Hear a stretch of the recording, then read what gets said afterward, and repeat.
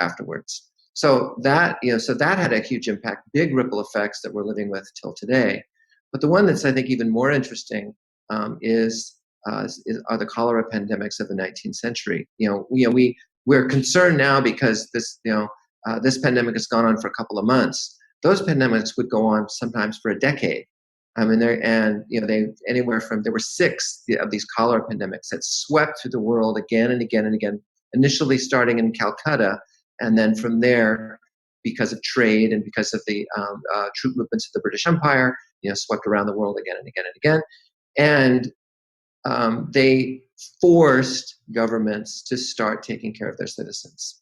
Initially in London, and then in other European cities, and then in New York, and then eventually everywhere. Initially, before the cholera pandemics, governments it wasn't their job to supply clean drinking water or proper sewage facilities or to clean up the streets or to provide housing for the poor or public education or public parks, or any of the things, or paved roads. None of that was a given that you were expected to provide.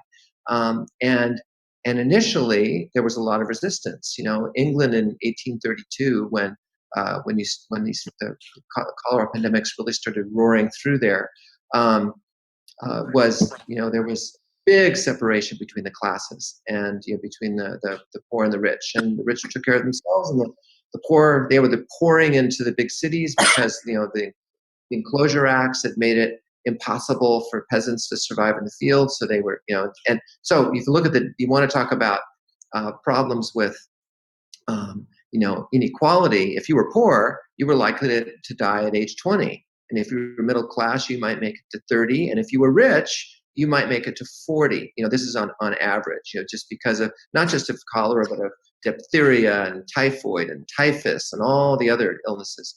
But anyway, so it forced Parliament to start taking seriously, well, what as people are dying, normal death rates were 60 a day. They're dying at 600 a day, 700 a day, 800 a day.